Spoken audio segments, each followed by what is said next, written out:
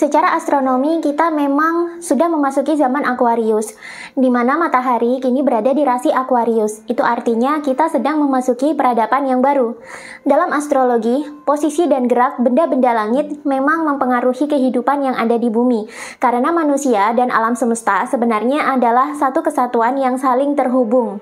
Banyak orang dan nubuatan kuno yang sudah meramalkan bahwa di zaman yang baru nanti, peradaban kita akan di-upgrade menjadi peradaban yang lebih maju, lebih berkesadaran, lebih humanis, dan lebih harmoni.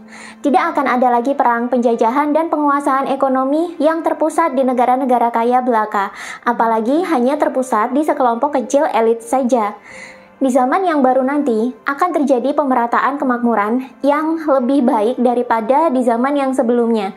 Dan di zaman ini pula lah, diprediksi akan terjadi kembalinya spiritualitas dalam kehidupan bermasyarakat. Jika kalian ingin mengetahui lebih lengkap ciri-ciri dari zaman Aquarius, setidaknya ada 25 ciri-ciri yang menandakan bahwa zaman Aquarius sudah ada di depan mata kita. Apa sajakah ke-25 ciri-ciri tersebut?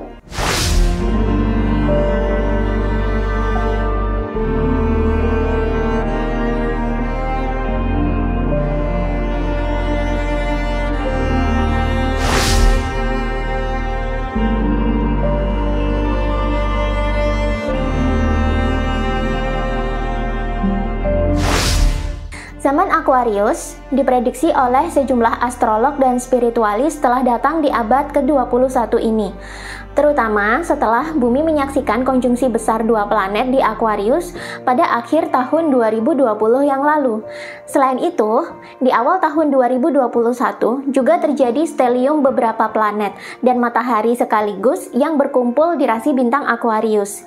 Ini menjadi pertanda jelas secara astrologi bahwa kita telah memasuki pergantian zaman dari yang semula zaman Pisces, yakni tahun 1 sampai 2000-an Masehi, ke zaman Aquarius, yakni tahun 2000 sampai 4000-an Masehi. Kebangkitan spiritual massal yang terjadi sejak tahun 2020 adalah mekanisme alami semesta dalam masa transisi peradaban. Ketika sebuah peradaban sedang berganti, maka lazim terjadi perubahan paradigma atau perubahan kesadaran dalam diri umat manusia. Selama datangnya zaman Aquarius ini, ada beberapa ciri dari zaman tersebut yang sama sekali berbeda dengan zaman sebelumnya. Ciri-cirinya adalah sebagai berikut. Yang pertama, terjadi pergeseran budaya di kaum muda, di mana kebudayaan tradisional kini bercampur dengan kecanggihan teknologi. Mungkin kalian sudah merasakan sejak beberapa tahun sebelum pandemi, di mana musisi muda, artis-artis muda, atau pekerja seni lainnya mulai memadukan unsur budaya yang tradisional dengan kecanggihan teknologi. Itulah sebabnya kita jadi bisa menyaksikan munculnya musisi yang mengusung musik modern yang berbasis peralatan elektronik, namun juga dipadukan dengan musik tradisional yang sangat etnik. Demikian juga dengan seni pertunjukan dan fashion. Sekarang kita jadi sering melihat adanya tabrakan budaya antara modern atau teknologi dengan sesuatu yang bersifat tradisional. Namun, tabrakan budaya yang berkebalikan ini bukannya membuat kita bosan, malah seringkali membuat kita kagum, karena ternyata, oh bisa ya, modern yang high-tech dicampur dengan tradisionalitas. Yang kedua, setiap manusia menjadi lebih terhubung. Zaman Aquarius ini berbarengan dengan zaman digital dan informasi. Kini, informasi dari belahan dunia manapun bisa kita ketahui secara real time, karena kita telah terhubung oleh internet. Kita juga jadi lebih terhubung dengan orang lain. Jika kita rindu dengan orang lain misalnya, kita bisa menelepon atau melakukan video call dengan orang tersebut langsung dan secara real time. Beda dengan zaman dulu yang harus menempuh jarak dan waktu yang tidak singkat jika ingin menemui seseorang. Yang ketiga, manusia kembali kepada spiritualitas dan jati dirinya masing-masing. Di zaman Aquarius ini, akan muncul kerinduan manusia untuk kembali ke jati diri mereka masing-masing. Manusia jadi tidak mau dikontrol oleh orang lain. Mereka lebih suka menemukan dirinya sendiri dan lebih nyaman menjadi diri sendiri. Manusia akhirnya mencari kemerdekaan diri, tidak mau tunduk pada kontrol siapapun, namun jadi lebih berdaya. Spiritualitas adalah jalan paling umum yang ditempuh manusia agar bisa menemukan diri sejatinya atau jati dirinya. Manusia yang mengalami kebangkitan spiritual pasti secara alami akan tergiring untuk menemukan jati dirinya kembali. Yang keempat, teknologi yang berkaitan dengan udara atau langit akan banyak bermunculan dan berkembang. Di zaman Aquarius, teknologi lebih ke memanfaatkan udara atau medium langit. Karena itu, teknologi yang menggunakan sinyal internet, gelombang elektromagnetik, cahaya, atau teknologi gelombang radio akan menjadi teknologi umum yang digunakan oleh masyarakat. Ini adalah jenis-jenis teknologi yang lazim menggunakan medium langit atau udara. Bahkan untuk teknologi yang berbasis cahaya atau gelombang elektromagnetik, gelombang mereka ini bisa merambat di ruang hampa sekalipun. Ini artinya, ke depan pengiriman gelombang antar planet menjadi mungkin, karena ruang angkasa itu adalah ruang hampa di antara para planet dan bintang-bintang. Selain teknologi yang berbasis gelombang yang bisa merambat di utara atau di langit, ke depan penggunaan pesawat ruang angkasa, drone, bahkan baju khusus yang memungkinkan manusia untuk bisa terbang di langit akan menjadi sangat mungkin, bahkan akan menjadi hal yang biasa. 5. Imajinasi tentang peradaban masa depan banyak bermunculan dan mulai dibangun. Karena kecanggihan teknologi di zaman Aquarius, maka masa depan menjadi bisa dibayangkan. Akan banyak imajinasi tentang masa depan, peradaban-peradaban yang futuristik, bentuk-bentuk tata kota baru yang megah namun hijau, ini akan menjadi banyak bermunculan. Namun di satu sisi, pembangunan peradaban yang hijau namun futuristik tersebut juga mulai dilakukan. Ke depan, akan muncul kota-kota baru dengan desain yang futuristik namun masih hijau dan harmoni dengan alam. 6. Perubahan pola pikir lama ke pola pikir baru. Pergantian zaman akan menyebabkan pergantian pola pikir dan paradigma, karena sejatinya setiap zaman itu memiliki karakternya sendiri-sendiri. Manusia akan beradaptasi dengan karakter zaman yang baru, dan salah satu bentuk adaptasinya adalah dengan mengganti pola pikir lama ke pola pikir yang baru. Nanti akan muncul gejolak sosial orang-orang mulai meninggalkan pola pikir lama dan mengadopsi pola pikir baru yang sama sekali berbeda. Yang ketujuh, kontak dengan makhluk ekstraterestrial. Selama ini, makhluk ekstraterestrial atau ET atau makhluk luar angkasa memang masih menjadi misteri. Sejak peradaban kuno, sudah banyak beberapa artefak dan relief-relief bangunan kuno yang mengindikasikan adanya kontak dengan ET atau yang kita sebut sebagai alien. Gambaran-gambaran ini biasanya muncul dalam relief atau artefak-artefak kuno di zaman peradaban Mesir kuno, India kuno, Maya kuno, atau bahkan Mesopotamia. Ketika zaman Pisces tiba atau sekitar tahun 1 sampai 2000-an Masehi, tidak ditemukan adanya kontak dengan makhluk-makhluk ET yang dipublikasikan secara resmi. Namun, karena teknologi kita sudah semakin canggih sekarang, maka tak menutup kemungkinan jika ke depan kontak dengan makhluk ET ini benar-benar bisa terjadi. Stephen Hawking, salah satu tokoh fisika fenomenal abad 21 ini saja, sudah pernah meluncurkan program Breakthrough Listen pada tahun 2015 yang bertujuan untuk menemukan kehidupan di antara 1 miliar gugusan bintang terdekat dengan bumi. Bahkan dalam program ini, Stephen Hawking juga mengirimkan sinyal-sinyal yang ditangkap oleh peradaban lain di luar bumi. Maka tak menutup kemungkinan ke depan komunikasi antar planet atau antar bintang akan terjadi sungguhan dan bisa membuka mata kita tentang bagaimana sebenarnya bentuk kehidupan di luar bumi tersebut. Yang kedelapan, umat manusia terbebas dari individualitas dan perbedaan. Zaman Pisces adalah zaman di mana manusia ini saling memisahkan diri karena bersifat individualistis. Manusia juga jadi terkotak-kotakan dalam kasta atau golongan tertentu karena masyarakat lebih banyak mendeterminasi manusia berdasarkan perbedaan-perbedaan yang ada. Itulah kenapa di zaman Pisces, sistem kasta, sistem feodal, rasisme, dan kolonisasi atau penjajahan, serta perbudakan ini menjadi kehidupan yang biasa mewarnai zaman tersebut. Manusia jadi terpisah-pisahkan berdasarkan warna kulit dan atau rasnya. Lalu manusia jadi terpisah-pisahkan berdasarkan golongan kastanya. Kasta pekerja atau kasta budak hampir dipastikan tidak akan bisa masuk ke golongan bangsawan. Namun di zaman Aquarius ini, sistem kasta dan pengkotak-kotakan manusia akan menjadi tidak relevan. 9. Mulai mengarah ke space travel. Space travel mungkin hanyalah fantasi dalam film selama zaman Pisces berlangsung. Namun di zaman Aquarius nanti, perjalanan luar angkasa akan menjadi hal yang lebih sering terjadi. Bahkan mungkin terkesan melawan hukum fisika pada umumnya. Tren liburan ke luar angkasa juga tidak menutup kemungkinan bisa terjadi sungguhan. 10. Komunikasi menjadi inti dari segalanya. Di zaman Aquarius, manusia jadi lebih terhubung karena kita hidup dalam kemajuan teknologi internet. Sehingga apa-apa menjadi serba digital, serba cepat, dan serba real time. Manusia jadi semakin terhubung satu sama lain. Karena itu, komunikasi yang baik akan menjadi kunci keharmonisan dalam hidup bermasyarakat. Jika di zaman Pisces banyak informasi yang bersifat terbatas dan tertutup, maka di zaman Aquarius ini berbeda. Setiap orang bisa tahu banyak hal. Sesuatu yang ditutup-tutupi bisa terbuka sendiri di kemudian hari. Dan komunikasi serta keterbukaan menjadi kunci penting di era Aquarius. Lebih baik jujur, bicara, dan terbuka daripada harus menutup-nutupi. 11. Masyarakat global mulai disatukan dan diorganisir dalam keharmonisan. Nanti, ke depan, secara alami akan muncul upaya untuk menyatukan masyarakat secara global, sehingga mereka bisa dipimpin untuk hidup secara harmoni. Akan ada penataan cara hidup yang baru untuk manusia, akan muncul tatanan dunia yang baru. Namun, ini berbeda dengan tatanan dunia baru seperti yang ditakut-takuti dalam teori-teori konspirasi. Tatanan dunia baru yang akan tiba di zaman Aquarius bukan untuk mengendalikan total masyarakat dan menguasai kekayaan mereka. Tatanan dunia baru akan muncul untuk menata kehidupan agar lebih harmonis, ekologis, dan lebih berkesinambungan.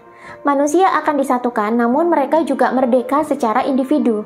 Berbeda dengan zaman Pisces yang manusia-manusianya ini terpisah, namun mereka tidak sadar bila sedang berada di bawah kontrol orang lain dan belum merdeka. 12. Kemanusiaan adalah Mesias atau penyelamat pribadi. Kemanusiaan adalah hal yang kurang ada selama zaman Pisces. Selama zaman Pisces, manusia banyak yang menjajah atau memperbudak orang lain. Manusia juga kadang kurang bisa memanusiakan orang lain. Di zaman Aquarius nanti, kemanusiaan akan kembali muncul. Manusia yang sudah menemukan jati dirinya akan menjadi semakin manusiawi atau humanis. Dan kemanusiaan ini akan menjadi penyelamat pribadi masing-masing orang. Di zaman Aquarius ini, manusia yang egois malah justru tidak akan fit. Sedangkan mereka yang humanis atau manusiawi justru bisa beradaptasi dengan zaman yang baru kelak.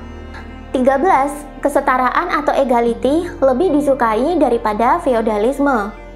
Di zaman Pisces, feodalisme menjadi hal yang marak terjadi sejak peradaban manusia masih berbentuk kerajaan atau kekaisaran hingga ke masa peradaban modern di abad ke-20 ini. Feodalisme membedakan manusia dalam beragam level.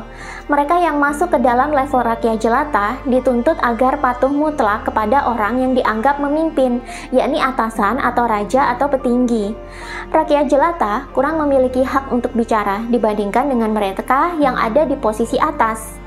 Di zaman Aquarius ini, sistem feodalisme tidak akan disukai, karena ini berpotensi menekan rakyat bawah yang baik dan hanya akan memfasilitasi pejabat yang dianggap tinggi atau mulia. Manusia menjadi lebih egaliter sekarang. Orang yang jabatannya tinggi akan sama dengan rakyat biasa. Yang membedakan hanyalah etika dan akhlaknya saja, sehingga ini jadi penentu apakah orang tersebut layak untuk dihormati atau tidak. Seorang pejabat yang terbukti korup dan kriminal bisa saja akan dipermalukan oleh publik. Namun seorang rakyat jelata yang baik akan dipuji dan disukai publik karena akhlak mulianya. 14. Tidak ada lagi perbudakan, mati syahid, atau korban perang. Perang adalah hal yang biasa terjadi dalam zaman Pisces. Ketika ada perang, maka ada korban berguguran. Akan ada cerita orang mati syahid karena tewas dalam perang. Perang jadi sebuah cerita kepahlawanan karena untuk mempertahankan wilayah. Padahal di zaman Pisces, perang bisa terjadi karena berawal dari perebutan wilayah dan sumber daya. Peradaban yang minim sumber daya akan menghimpun kekuatan untuk mencaplok daerah yang kaya dengan sumber daya. Pencaplokan ini dilakukan dalam bentuk peperangan, bahkan kadang peperangan pun bisa menjadi sangat licik. Para pemain perang rela menggunakan isu agama untuk menarik relawan dengan biaya yang murah, sehingga mereka bisa menghemat biaya militer. Perbudakan juga adalah salah satu konsekuensi yang muncul dari penguasaan wilayah atau perebutan sumber daya. Yang kuat dan beruang akan memperbudak yang bodoh dan lemah. Di zaman Aquarius nanti, hal-hal seperti ini menjadi tidak relevan lagi. 15. Manusia berkembang ke kesadaran kolektif yang lebih maju. Sebelum memasuki zaman Aquarius lebih dalam lagi, akan ada masa transisi dari zaman Pisces ke zaman Aquarius. Di zaman Pisces, kesadaran kolektif manusia ini cenderung rendah, padahal di zaman Aquarius level energinya sudah berbeda. Karena itu, dibutuhkan manusia dengan level kesadaran kolektif yang lebih tinggi untuk mengisi peradaban ini. Selama masa transisi ini akan banyak terjadi kebangkitan spiritual atau perubahan paradigma, yang mana pada ujungnya akan meningkatkan kesadaran kolektif umat manusia sehingga bisa fit di zaman yang baru nanti. 16. Perkembangan teknologi dan kesenian menjadi katalis perubahan kesadaran. Di zaman Aquarius, teknologi dan kesenian akan berkembang dengan sangat cepat. Bahkan, perpaduan antara keduanya ini bisa mempercepat evolusi kesadaran manusia. Dari yang semula kesadaran kolektifnya rendah, ini akan dipercepat menjadi ke kesadaran kolektif yang lebih tinggi. 17. Putusnya tradisi sebelumnya yang sudah mapan seperti ideologi dan agama, serta munculnya ide-ide baru. Agama di zaman Pisces telah banyak diselewengkan menjadi alat perang dan alat kontrol masyarakat. Di zaman Pisces, orang banyak yang taat kepada agama, namun mereka jauh dari kesadaran dan spiritualitas, karena agama yang mereka anut hanya sebatas doktrin dan ritual belaka. Di zaman Aquarius, manusia mulai melepaskan diri dari segala doktrin agama dan ideologi yang mengikat. Zaman Aquarius adalah zaman kemerdekaan. Manusia tak akan lagi mau terikat dalam apapun, baik atas nama agama ataupun atas nama ideologi. Malah di zaman ini akan muncul nilai-nilai hidup baru yang lebih fleksibel dan lebih humanis, dan ini akan lebih disukai oleh masyarakat. 18. Kesetaraan hak, penerimaan LGBT, dan keadilan rasial. Kalau sekarang kalian melihat banyaknya kampanye dan penerimaan LGBTQ di masyarakat, itu bisa jadi adalah tanda bahwa zaman Aquarius sudah ada di depan mata. Saya sendiri bukan orang yang mendukung LGBT, tapi saya juga bukan orang yang menentang mereka. LGBT bisa muncul dan menuntut penerimaan masyarakat karena mereka juga ingin mendapatkan hak yang sama seperti masyarakat lainnya. Rasisme juga akan menjadi hal yang ditentang. Kini manusia akan benar-benar setara. 19. Masa harmoni dan transformasi. Zaman Pisces adalah zaman penguasaan ekonomi oleh segelintir manusia tertentu. Karena kekuasaan mayoritas bumi ini dikuasai oleh sekelompok kecil manusia saja, maka eksploitasi bumi menjadi hal yang biasa. Padahal, bumi yang terus-menerus dieksploitasi tentu akan mengganggu keseimbangan alam. Hidup jadi tidak harmoni. Di zaman Aquarius ini, keharmonisan hidup akan dikembalikan, keseimbangan alam akan dicapai kembali, dan manusia jadi bisa hidup lebih ekologis dan lebih harmonis dengan lingkungan. 20. Penyembuhan holistik jadi disukai. Di zaman Pisces akhir, penyembuhan menjadi terpusat pada industri farmasi yang diprakarsai oleh Rockefeller. Obat-obatan menjadi berbasis bahan kimia buatan dan diperjualbelikan secara massal. Industri farmasi menjadi golden standard untuk pengobatan. Di zaman Aquarius, pengobatan tidak hanya berputar di sekitar obat-obatan kimia saja, tapi orang sudah mulai bergeser ke pengobatan holistik. Pengobatan Ayurveda, diet, yoga, meditasi, dan healing retreat menjadi hal yang banyak digemari oleh masyarakat. Penyembuhan pun tidak hanya sebatas kepada penyembuhan fisik semata seperti di zaman Pisces, tapi juga sudah mulai mencakup ke pengobatan di ranah mental dan ranah jiwa. 21. Banyak kemunculan gerakan sosial, kesetaraan, dan restorasi alam. Gerakan-gerakan sosial, gerakan-gerakan restorasi alam seperti reboisasi, pengelolaan sampah, penangkaran hewan langka, atau penanaman terumbu karang kembali akan menjadi hal yang umum. Aktivis-aktivis yang bergerak di isu-isu kesetaraan dan masalah sosial juga akan bermunculan. 22. Muncul bentuk-bentuk keyakinan baru, mistisisme kembali digemari. Mistisisme seperti yang pernah ada dalam mitologi kuno dan agama-agama pagan akan kembali muncul dan menjadi bahan pemikiran masyarakat. Namun, ini bukan berarti manusia mengalami kemunduran ke masa lalu. Justru, mistisisme di masa lalu bisa menjadi jalan bagi manusia untuk menemukan jawaban-jawaban kehidupan di masa kini dan di masa mendatang.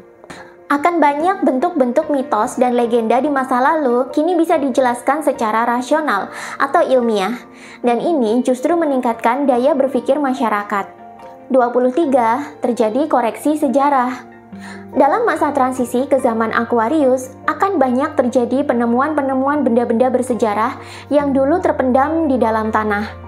Akan muncul fakta-fakta sejarah baru yang selama ini tidak diketahui, dan tidak menutup kemungkinan akan ada perbaikan buku-buku sejarah karena apa yang diceritakan ternyata tidak sesuai dengan fakta yang ada di lapangan.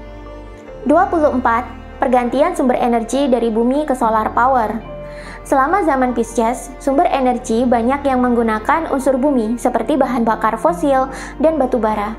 Di zaman Aquarius, bumi akan berhenti dikeruk dan dieksploitasi. Sumber energi mulai bergeser ke arah langit. Solar power atau tenaga matahari menjadi hal yang menggiurkan yang bisa dijadikan sumber bahan bakar. Sebab sinar matahari itu tidak terbatas dan terus ada menyinari bumi. 25. Hal-hal yang bersifat feminin mulai digemari. Zaman Pisces adalah zaman yang maskulin. Karena itu, di zaman ini patriarki mendominasi sekali. Di zaman ini, perang, eksploitasi bumi, perbudakan manusia, penjajahan, eksploitasi perempuan, dan kontrol agama mencapai puncak kuat-kuatnya. Ini semua adalah dampak dari energi maskulin yang memang bersifat agresif, aktif, cenderung ingin menguasai, mengontrol, dan lebih mengedepankan peranan kekuasaan pria dan rasionalitas. Hingga akhirnya tanpa sadar, maskulinitas kita sudah mencapai ke titik puncaknya, sudah ke arah bersifat menindas atau merusak, dan harus segera diseimbangkan. Diseimbangkan loh ya, bukan dihilangkan. Nanti femininitas akan naik. Hal-hal yang bersifat feminin seperti sifat mengayomi, merawat, intuitif, mendengar, kalem, lemah lembut, dan welas asih akan lebih disukai masyarakat. Dan energi feminin ini direpresentasikan dengan baik oleh perempuan. Karenanya, ke depan akan semakin banyak lagi jumlah perempuan yang muncul di tengah-tengah masyarakat dan memiliki peranan penting di peradaban untuk menyeimbangkan peranan pria. Akan semakin banyak perempuan yang muncul dan menjadi influencer, motivator, CEO, pemerintah, wakil rakyat di parlemen, mentor, terapis, atau jenis-jenis profesi memimpin lainnya. Namun, mereka tidak cenderung agresif, justru cenderung ke menata dan merawat. Itulah 25 ciri umum zaman Aquarius. Sebenarnya perubahan zaman adalah siklus yang biasa terjadi sepanjang sejarah peradaban umat manusia di dunia ini. Di setiap pergantian zaman akan ada transisi untuk mencapai titik keseimbangan di zaman yang baru. Namun masa transisi ini kerap kali diwarnai gejolak. Orang yang tidak siap dengan perubahan zaman akan cenderung denial dan menghambat. Tapi mereka-mereka yang bisa fit dengan kebutuhan di zaman yang baru akan memilih untuk beradaptasi dan ikut bertransformasi. Mereka tidak takut dengan perubahan sama sekali. Kalau kalian ada di tipe yang mana?